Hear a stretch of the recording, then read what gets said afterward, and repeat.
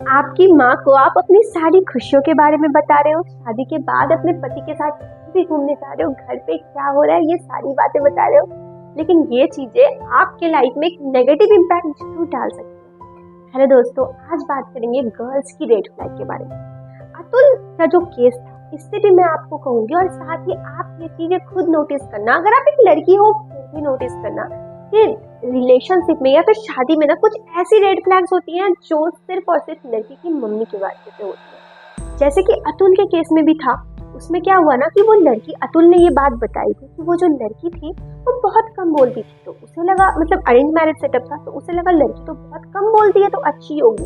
लेकिन बाद में पता चलता है कि उसकी जो माँ थी ना, उसने उसे कहा था कि कम बोलना, तब तुम्हारी शादी टिकी रहेगी। तो बहुत बार ऐसा होता है कि लड़कियां ये करती, और कई बार तो लड़की अपनी मम्मी से पहले, शादी से पहले उतनी क्लोज नहीं होती है, लेकिन शादी के बाद ज्यादा क्लोज हो जाती है।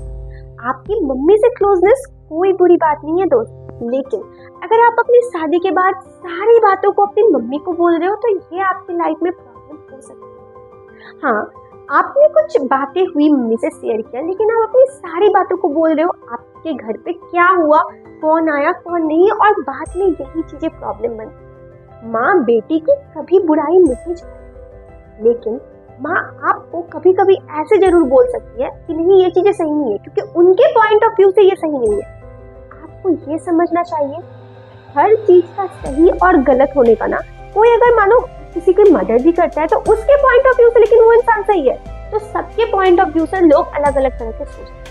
तो अगर आप अपनी मम्मी को सारी बातें बताते हो, अपने पति के साथ जो भी झगड़ा हो रहा है या फिर अपनी सास के साथ कुछ भी अनबन हुआ ये बता रहे हो, बाद में ये चीज आपको नेगेटिव इम्पैक्ट करेगी, उनसे सलाह लेना थोड़ी सी गलत बात है। जिस तरह से मदर इन लॉज आपकी हैं, आप चाहते हो कि वो आपकी लाइफ में कम इम्पैक्ट करें, वैसे आप अपनी मम्मी को ज्यादा इम्पैक्ट दोगे, इंपॉर्टेंट दोगे आपके शादी में, तो रिलेशनशिप में ये कहीं ना कहीं प्रॉब्लम क्रिएट करेगी।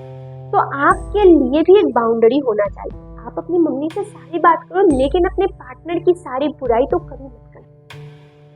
और हाँ, मैं आपको ये भी बताना चाहूंगी कि माँ बेटी की अच्छाई चाहती है, लेकिन जिस तरह से आप चाहते हो कि आप अपने पार्टनर के साथ अकेले रहो, आप अपने रिश्ते में सिर्फ मतलब फिजिकली नहीं, वर्बली भी अपनी मम्मी को जो सारी बातें शेयर कर रहे हो, उससे भी अगर आप दूरी बनाते हो तो आपका रिश्ता अपने पति से ज्यादा मजबूत हो।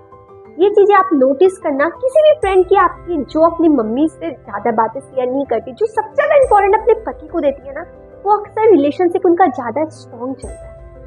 आपको ये समझना चाहिए कि वो एक थेरेपिस्ट नहीं है कि वो हमेशा सही बात देगी, या फिर वो तो शायद सिर्फ आपकी पॉइंट ऑफ व्यू सुन रही है, आपके पति की नहीं, तो हो सकता है कि वो गलत पॉइंट ऑफ व्यू है। तो अगर आप ये चीजें करोगे ना, तो आपकी शादीशुदा जिंदगी ज्यादा अच्छी कटेगी। किसी के साथ अगर आप एक शादी में लड़की देखते हो जिसकी मम्मी बहुत ही चालाक है, अगर मैं ये लड़के के लिए बोल रही हूँ, बहुत ही चालाक है, बहुत चतुर है, तो ये आपके शादी में एक बैड इम्पैक्ट डाल सकता है अगर वो लड़की अपनी मम्मी की सारी बात सुनती है। एक बहुत बड़ी रेड फ्लैग होती है जो आपको अतुल के केस से समझ में आए। तो इसी के साथ जो सबसे ज्यादा जरूरी है वो है आपका खुश रहना। रिलेशनशिप में कुछ भी प्रॉब्लम हो तो आप कमेंट करना। मिलते हैं एक नई वीडियो में, तब तक के लिए नमस्कार।